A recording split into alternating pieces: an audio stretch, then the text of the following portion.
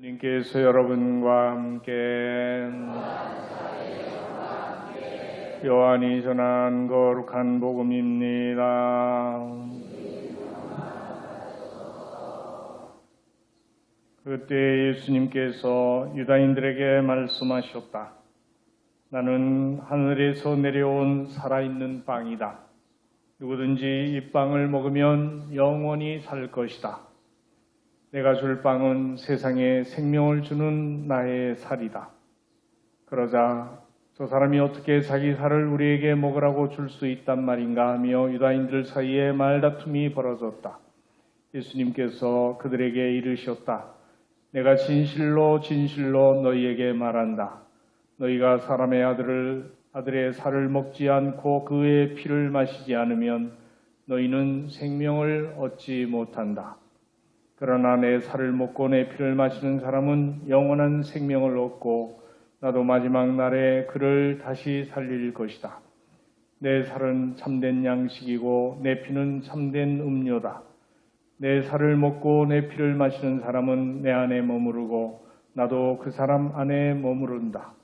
살아계신 아버지께서 나를 보내셨고 내가 아버지로 말미암아 사는 것과 같이 나를 먹는 사람도 나로 말미암아 살 것이다. 이것이 하늘에서 내려온 빵이다. 너희 조상들이 먹고도 죽은 것과는 달리 이 빵을 먹는 사람은 영원히 살 것이다. 주님의 말씀입니다. 그리스도님 찬양합니다.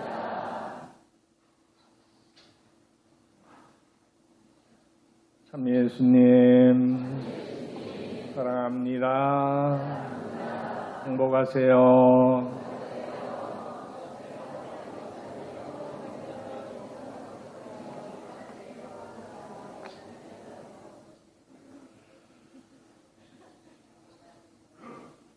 한 주간 평안하셨습니까?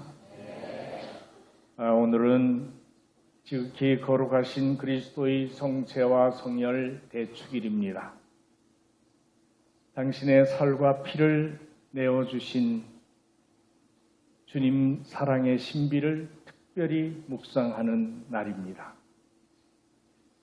우리는 예수님의 살과 피를 받아 모심으로써 매일 조금씩 더 예수님을 닮아갑니다. 주님께서 하신 말씀처럼 내 살을 먹고 내 피를 마시는 사람은 내 안에 머무르고 나도 그 사람 안에 머무른다. 우리가 그분 안에 머무르고 그분도 우리 안에 머무르시기 때문에 우리는 주님과 하나가 되고 주님으로 말미암아 살아갈 수 있는 사람이 되었습니다. 사랑이 담긴 성체와 성혈을 통해서 주님께서 당신의 모든 것을 우리에게 내어주셨음을 기억하면서 우리가 받은 사랑이 얼마나 큰지 조금씩 더 깊이 깨달을 수 있게 되기를 바랍니다. 매일 미사 때마다 주님의 몸을 받아 모심으로써 주님의 사랑과 가장 큰 선물을 받는 우리들은 어쩌면 이 세상에서 그 누구보다 가장 행복한 사람들이라 할 수 있을 것입니다. 그래서 오늘 우리 본당에 어린이들 4명이 처음으로 예수님의 성체를 모시는 천령 성체를 하게 됩니다.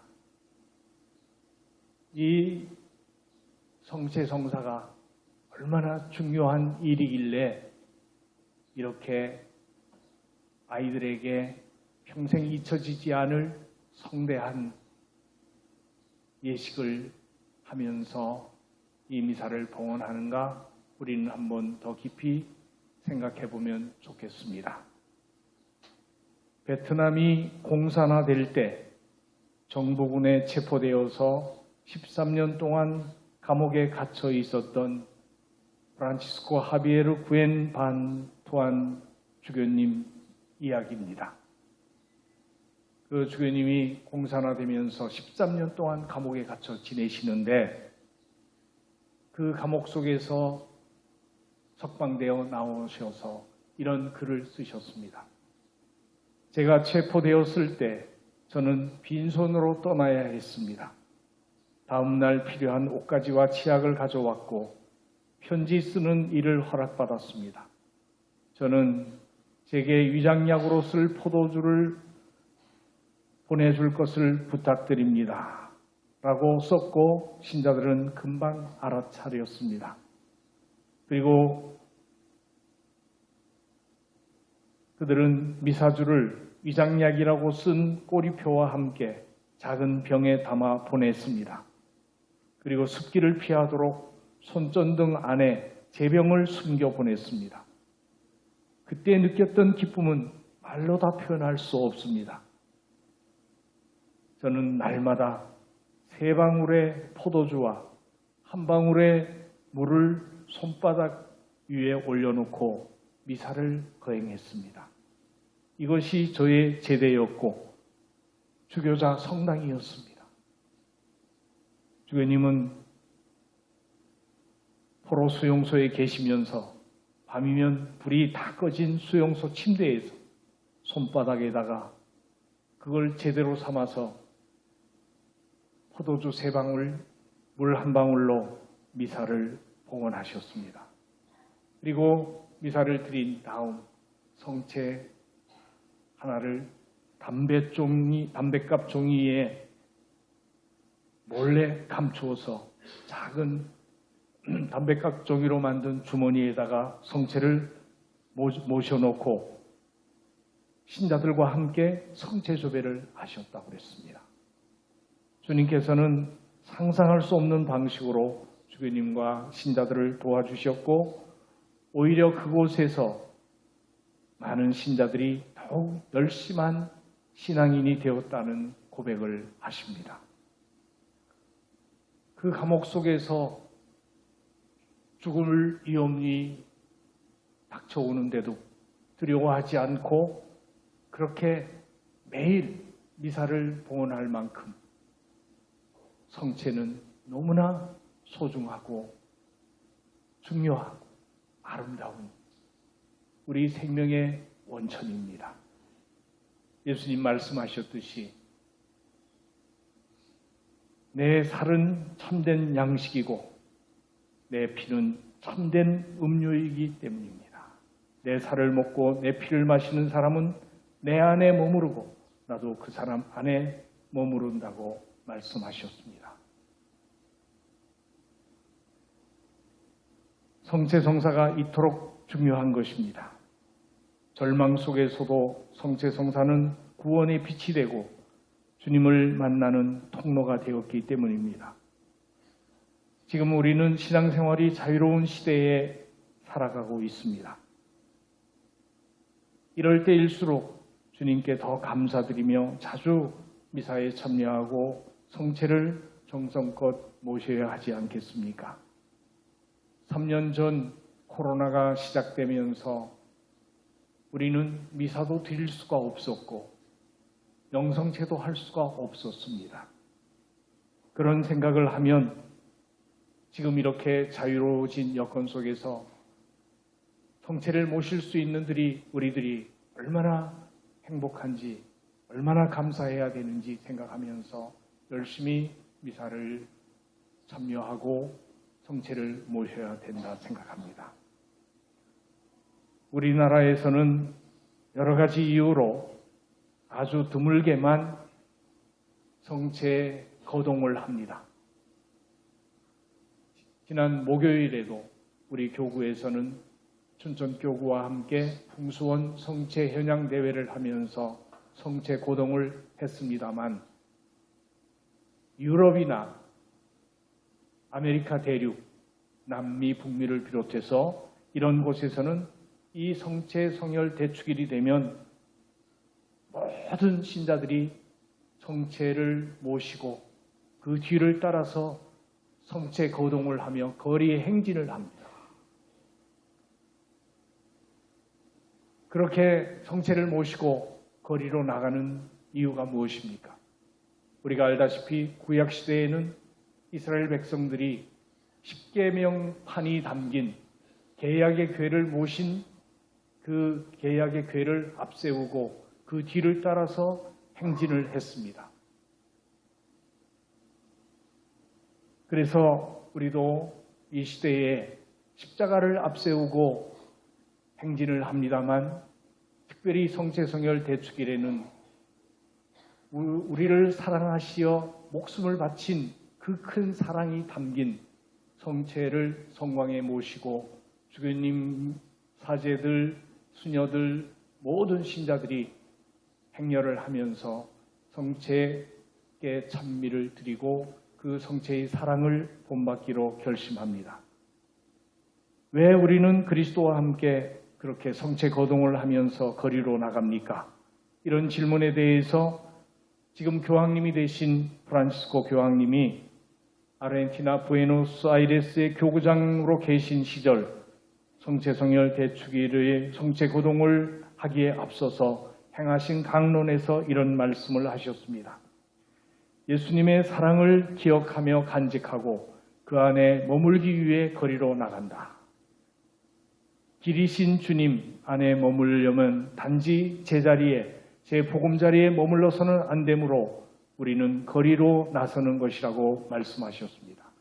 교황님은 그리스도의 성체성혈 대축일의 근본 정신을 머물고 기억하며 걷는 것이라고 요약하시면서 다음과 같이 권고하셨습니다. 우리는 사랑 안에 머물기 위하여 걸으면서 그분의 행위를 기억해야 합니다. 우리는 걸어야 합니다. 그러나 어디에서 왔는지 또 어디로 가고 있는지 유념하면서 걸어야 합니다.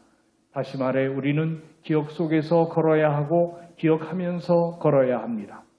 이 기억은 사랑의 기억입니다. 그 사랑은 안락한 곳에 머무르는 것이 사랑이 아니라 진리와 정의와 자유를 위해 온전히 헌신하고 투신하는 아픔을 아는 사랑입니다. 그리스도인들이 성체를 모시고 거리로 나서는 것은 바로 이렇게 이웃과 벗의 고통과 아픔을 자신의 아픔으로 여기면서 사랑을 나눌 수 있는 주님의 사랑을 배우고 실천하기 위함입니다. 이웃에 대한 참된 사랑은 그리스도의 성체와 성혈로 함께 거리로 나서게 하며 이것이 주님 사랑 안에 머무는 길이라는 것을 기억하게 해줍니다. 누구나 살려면 먹어야 합니다. 먹지 않으면 힘을 쓰지 못합니다. 그렇기 때문에 하느님께서는 이 세상을 창조하시고 인간을 창조하시기 전에 우주 만물 속에 인간이 먹을 것을 마련해 주셨습니다. 그렇기 때문에 우리가 먹고 살 수 있는 힘은 어디로부터 오는가? 근원적으로 하느님께로부터 온다는 것을 깊이 깨달아야 됩니다. 한데 인간은 욕심에 의해서 내가 먹고 사는 그것이 하느님께서 주신 것이라는 사실을 망각하고 살 때가 많습니다. 아시다시피 그래서 구약시대에는 이스라엘 백성들이 광야에서 40년 동안 아무것도 먹을 것이 없는 그곳에서 하늘에서 내려오는 만나를 먹으면서 살았습니다. 그리고 메마른 사막 속에서 물조차 나지 않을 때 하느님은 바위에서 물이 솟아날 수 있도록 해주시면서 그 백성들을 살게 해주셨습니다. 그리고 신약시대의 예수님께서는 기적을 먹을 것을 통해서도 많이 행하십니다. 아시다시피 첫 번째 행한 기적이 무슨 기적이에요? 가나에서 행한 혼인잔치에서 물을 술로 변화시키신 기적입니다. 그리고 그 술이 이제 이 성찬의 상에서 예수님의 피로 변화됩니다. 이렇게 그 피로 우리를 살리시는 분이십니다. 그리고 빵을 드시고 하느님께 감사를 드리신 다음 쪼개어 떼어 제자들에게 나누어 주시면서 받아 먹어라. 이는 너희를 위해서 바칠 내 몸이다. 이러면서 당신의 살과 피를 우리에게 생명의 양식으로 주십니다. 이런 표지를 앞장서서 기적을 행하실 때 보리빵 5개와 물고기 2마리로 5,000명을 먹이신 기적, 또 4,000명을 먹이신 기적을 행하시면서 바로 당신이 우리를 먹여 살리기 위해서 얼마나 큰 사랑을 베푸시는 생명의 원천이신지 가르쳐 주시면서 마지막 만찬을 하시면서 이렇게 성체성사를 세워주신 것입니다.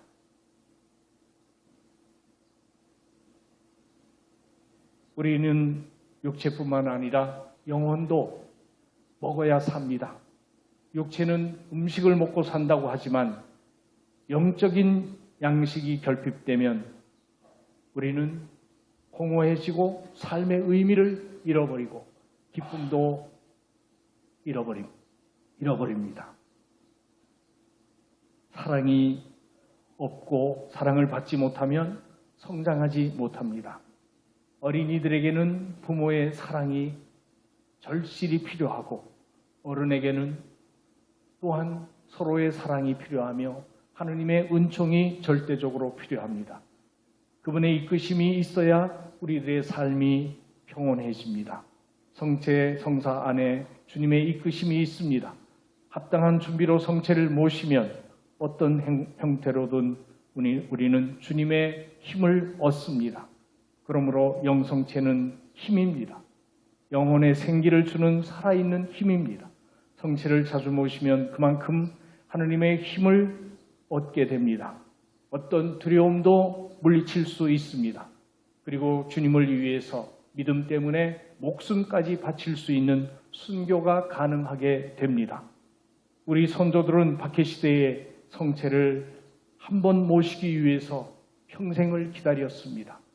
그리고 그 성체를 모시기 위해 몇 날 며칠을 걸어서 사제를 만나기 위해 먼 길을 헤매며 다녔습니다. 그리고 성체를 모시기 전날부터 아무것도 먹질 않았습니다. 그만큼 엄격하게 성체를 모실 준비를 했습니다. 지금은 1시간 전으로 공복제가 완화되었습니다. 하지만 음식을 먹거나 먹지 않는 것이 중요한 것이 아니라 그러한 행위를 통해 마음의 준비를 해야 된다는 이야기입니다. 제가 엊그제 금요일 날 병자 영성체를 다녀왔습니다. 오전에 미사를 하기 때문에 할 수 없이 오후에 병자 영성체를 가게 됐는데 저 원박 지역에 사시는 100세 되신 할머니가 계셨습니다. 근데 그 할머니는 봉성체를 하는 날에는 아침부터 목욕 단장하고 아무것도 잡수지 않고 성체를 모실 때까지 공복으로 기다리십니다.